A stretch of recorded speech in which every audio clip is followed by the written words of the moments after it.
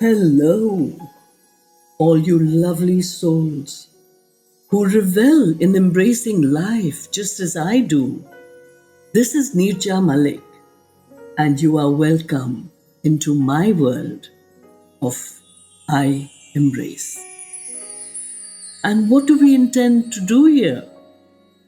We delve into the many layers and shades of my life, exploring resilience, positivity, strength, and the inherent fun and laughter that lies deep within each of us.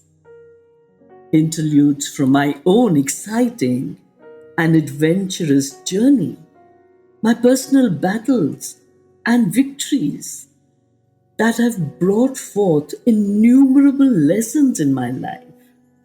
It is these learnings that I place on a golden platter with utmost humility for your personal consumption.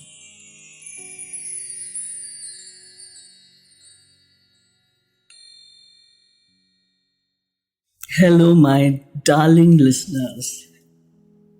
Every time I start talking to you,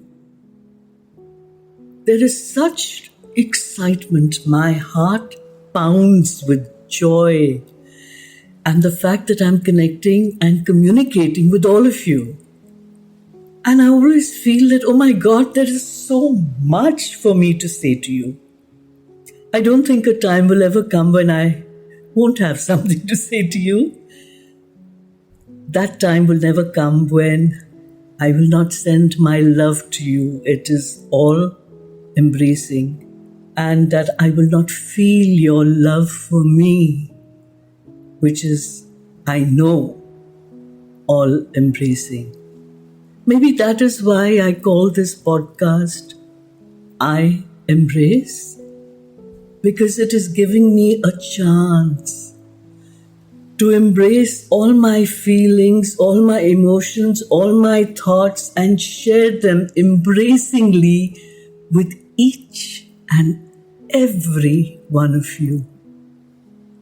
That's one of me sharing it with each of you. And I send out a whole lot of love to you and the universe, each of you.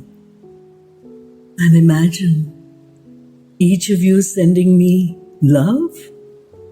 Oh my God, my heart is expanding and receiving it all and feeling so happy. And you know what I say? Dil mange more.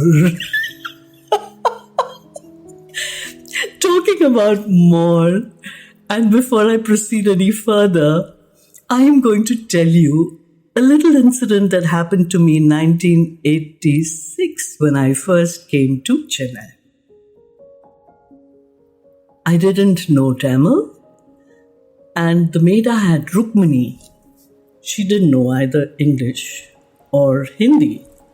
She was convinced that words like tumbler, bucket, tanks, sorry, galata, they were all Tamil words. And if I said, no, that's an English word, she would say, you don't know English.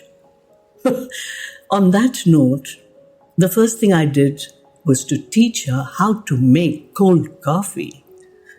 And I tell you, she made a brilliant, very soul-satisfying cold coffee, if something that you intake in liquid form can be called soul-satisfying. It was.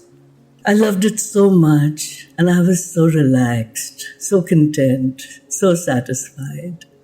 And I looked at her, and I gave her a thumbs up sign. I put my finger and thumb together to show her, wow, she'd done such a great job. My smile said it all, and her smile beamed. Her face lit up, and she was so happy. And I turned to her and I said, give me more. And then things started going topsy-turvy when I least expected it. She came and handed me charge. And I said, what? And I'm sure the displeasure came out in my voice and my look. I'm very dramatic, by the way, if you could just see me now. And I said, what is this? And she looked at me and she said, more. And I said, yes, I asked for more coffee. And she said, you said more. Now she's talking in furious Tamil and I'm talking in exasperated English. And then finally, when my irritation could not be borne anymore, I stomped into the kitchen and I said, action is greater than words. I pointed at the cold coffee and I said, more. She pointed at the charge and she said, more. And then I figured out that in Tamil, charge, the word for charge is more. So having started our conversation with more of laughter and Dil Mange more of love and Dil has more of everything to give everyone.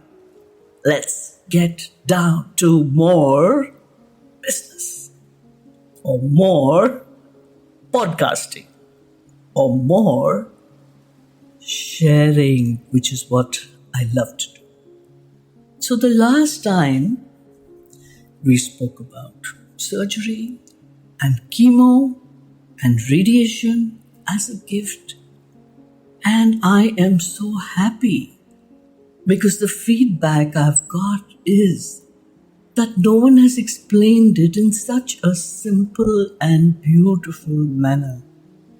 And then that bit about my having done an hour and 45 minutes of Reiki every day on myself during my first onslaught of the big C in 1998 was something that touches people.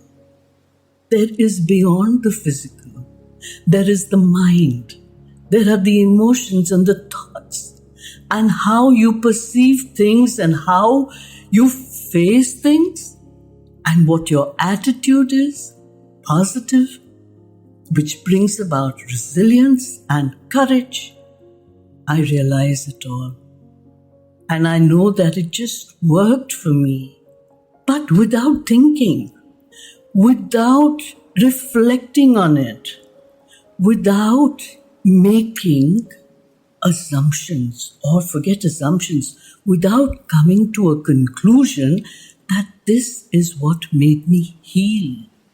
Yes, my attitude, the support I got from everyone, the prayers that were sent out to me, because the power of prayer is phenomenal. My belief in God, Guru, my parents, my family, my friends, and the fact that I had made that determined decision to live for my twins and everyone else. That kept me going. But do you know something? I had mentioned that my Reiki masters said that doesn't matter. In between your tests, come to us and we will start you off in group healing. They were good to their words. They started me off on not only group healing, but they were doing distant healing to me all the time, continuously. Now I want to share something with you. Somewhere along the way, they got very worried and they asked my friends. They said, is she all right? My friend got worried and called me up. Are you all right? And I said, yeah, sure. What's up? And she told me that while they were sending me healing till this point, about maybe 4, 5, 6 days back, I was receiving the healing between the distance of Chennai and Bombay. But now while they were healing me, they were coming across a cold wall. the healing was not getting through to me. And I thought the matter over, and you will not believe what had happened. I had been constipated, and that constipation lasted for 9 days. And during those 6 or 7 earlier days, the healing was not getting through to me because there was stuff in my body that was actually acting like a dark, huge rock, not letting this through. And that is when I felt that there is so much beyond our world of the physical, the mental, the emotional, and the spiritual. Yes, there is a healing world. And if we believe in self-healing, and if we believe that, yes, if you are open and receptive to healing, to love, to energy, to strength, all these things can come to you because the universe is there to provide it as long as you are aware of it and as long as you are open to it. So these are things that happen and you move on. But comes a time like this when the realization slowly dawns that yes, this is possible, this can happen, this is very much a part of our life, and this, if we know it, we can use it to our utmost benefit. Because aren't these things made for us? Didn't God create all these things till we reach the awareness that they exist and we can benefit? Thank you, God. Thank you, thank you, thank you. Because that's what happened. Now in retrospect, I can think and say, yes, that is what happened. The healing stopped because I was not physically open or receptive. That means that for something to work, which I already knew, but it didn't hit me. For something to work, you have to be open in all aspects, physical, mental, emotional, spiritual, and a world that exists beyond all this.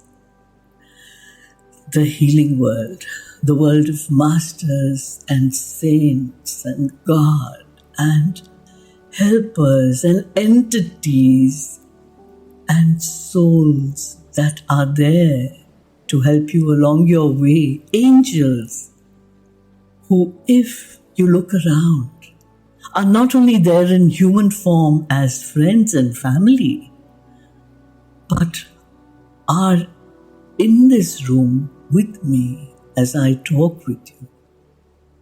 Do you know sometimes when I'm in the TV room and a little doggy Cuddles is there, she's peaceful, she's at my feet, she's licking my toes, she jumps onto my lap, I cuddle her. That's her name, by the way, Cuddles. But sometimes she suddenly gets up and she looks up as if she's having a conversation, and she does. And then I realize that yes, she has more power than me to be aware of these helpful entities, these souls, these masters that are there for our protection. Someone told me that they see Shiva standing behind my right shoulder. Now you can look at it in two ways. She nuts? She gotta be crazy, Shiva behind her right shoulder. But you know something? From the time that healer has mentioned it to me, I feel terribly protected and safe and secure and all those things.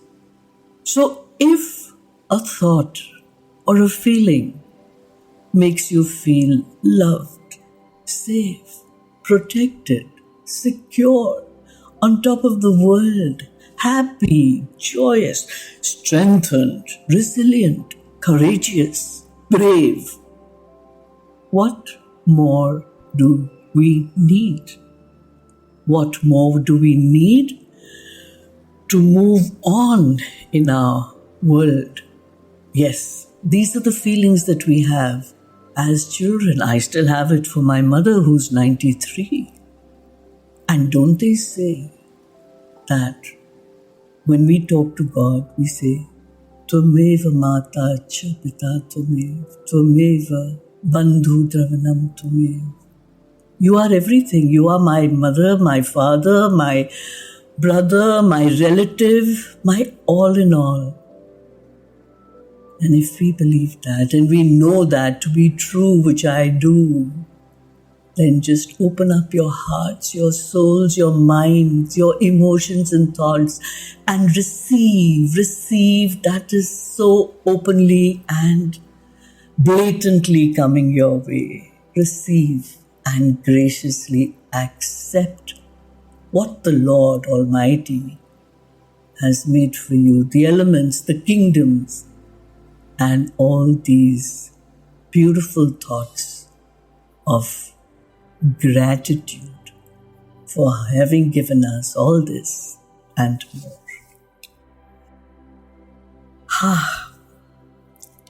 I need to breathe. I need to take deep breaths because this that has been brewing inside me without knowing, I am aware of these thoughts, but for them to be coming out like a torrential river is something that I am so happy. Yes, the knowledge is there, the unknowing feeling is there, but the expression, there is always the right time and the right moment that opens up the locks of your heart, your soul, your voice chakra, your throat chakra, and you can express yourself so simply, and you can feel the communication between yourself and everyone. So that was a mouthful, but I'm glad that it unfurled itself.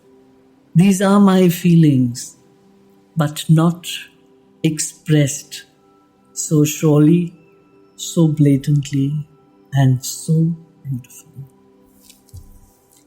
So it brings us back to a thought. And the thought is that there is something beyond us, there are healing methods, and how exactly did I know all this? I didn't. So long time back, before I got affected, so to speak, with all these things, my father, my sister and I, we have a lovely home. My parents have a lovely home in Kannur. And sometimes you get exposed to something at the right time, right moment. My sister and brother-in-law had bought a property 11 kilometers away from our home towards Kotagiri. And strangely enough, just opposite the road, there was a lovely little ashram of Ramana Maharishi. And there was a Swamiji there. And somehow we heard that he was going to teach Reiki. And the three of us went there, my sister, my father and I. And one of the things that they taught us was that each of us has an aura. And it is a palpable aura. It can be felt. And one of the simplest ways of doing it is to press your hand with the pointer finger and the thumb of the other hand. You press your palm hard and you repeat it on the other hand. This sensitizes your feelings. And if you go to a plant or a person and get to feel them going closer and closer with great attention and sensitivity, your hand kind of comes to a stop, as if between the body or the plant and your hand there is a tire that you cannot see, but there is air between and you cannot push your hand through. That is where the aura is.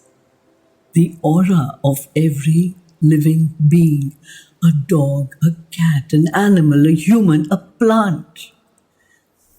So one of the activities that Swamiji taught us was that we were to take turns. One of us was to sit down in the Padmasana with the Dhyan Mudra, your thumb and your pointer finger touching, and with your tongue rolled up, you were to say or concentrate on anything. Your inward eye could be slightly raised to see the third eye in the center of your forehead. And why a mantra or why the meditative mood? Because at that point of time, you go into another space. Your heart rate falls.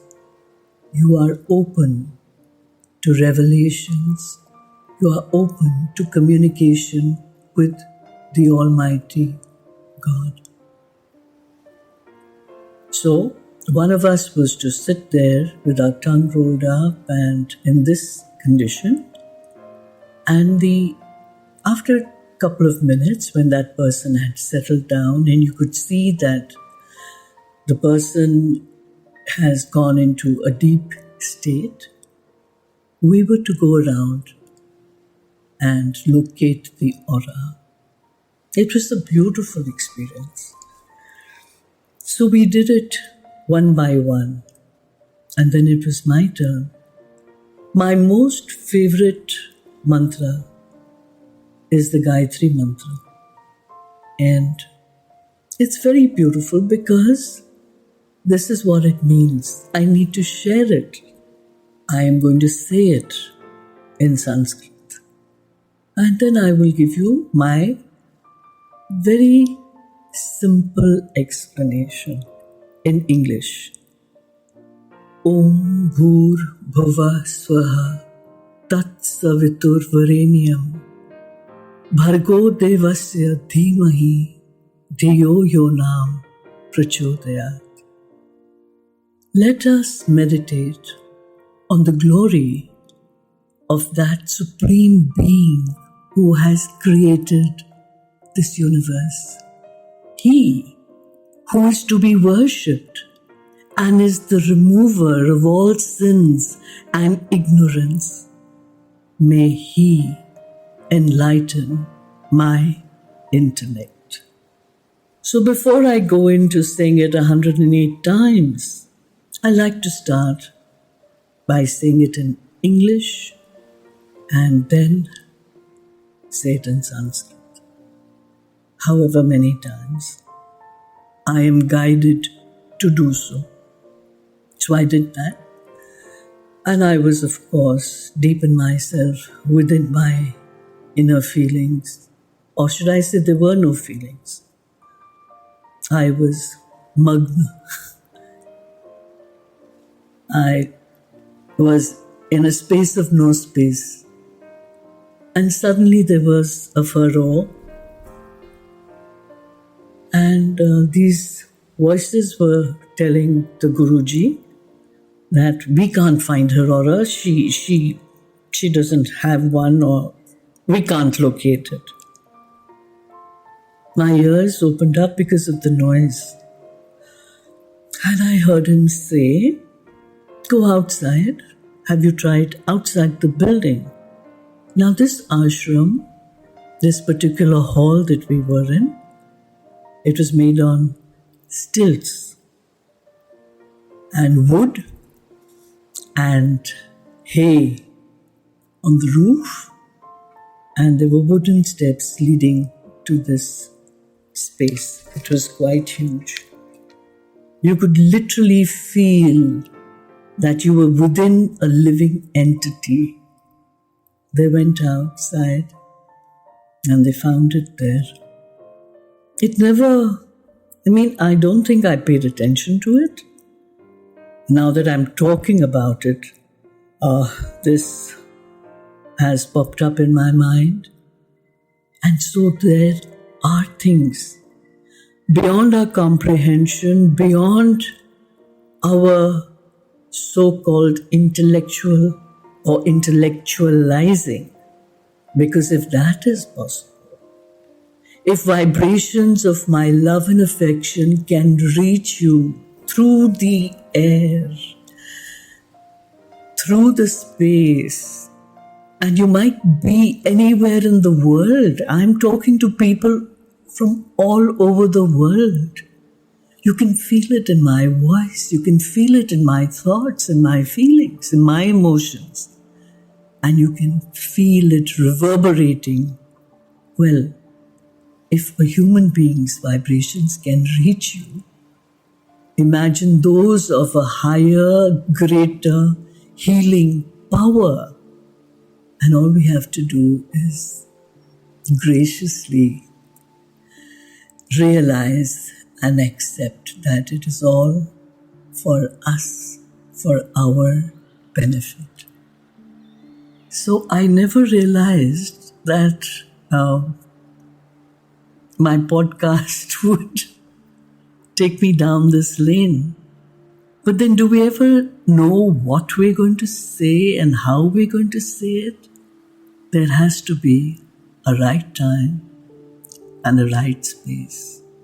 And this was the right time to convey to you that I love you so, each of you, and to convey to you that there is something greater and beyond this love. Thank you. And looking forward to the next time. And I wonder what will crop up next. Perhaps an extension of these very thoughts. God bless. And my favorite, God is great.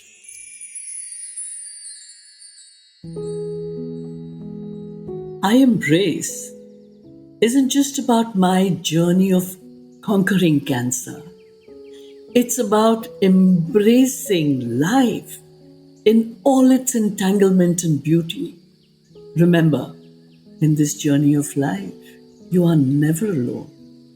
And I need to thank you for becoming a part of this inspiring journey. Thank you for joining me today on I Embrace, and my heartfelt wishes.